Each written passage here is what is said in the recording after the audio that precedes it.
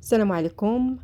هنايا عندي واحد الخلطة رهيبة زوينة، كتشوفوا الثلاجة كيفاش رداتها كتلمع كتشعل. شتي كي دايره الثلاجة كلها، راه خويتها هنا الفريغو، راه خويتو حيت منه دوك لي زاكسسوار ديالو اللي كاين داخل. شوف كي ولا، شوف ولا معان، شوف ولا معان.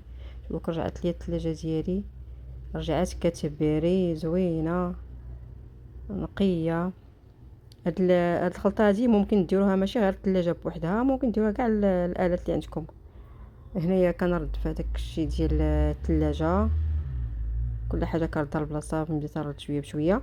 اي حاجه آلة الكترونيه، يعني بحال عجانه، بحال لافيسير، بحال اي حاجه ممكن ديروا بها هاد الخلطه هادي. بحال هنايا دابا انا هنا كنت دايره الثلاجه فيها هاد الفراشات، ما كنصحكمش بهم، ما تشريوهمش.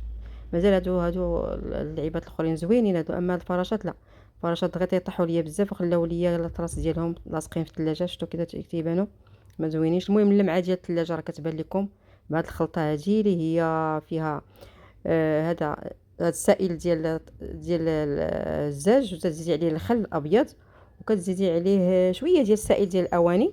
صافي، وكتخلطي مزيان مزيان مزيان، ديريه في هذا البخاخ هذا، وتبداي ترشي به الثلاجه او العجانه او اي حاجه عندك، ولا الفران، اي حاجه بغيت تمسحيها. وراه نتوما كتشوفوا بعينكم، والسلام عليكم.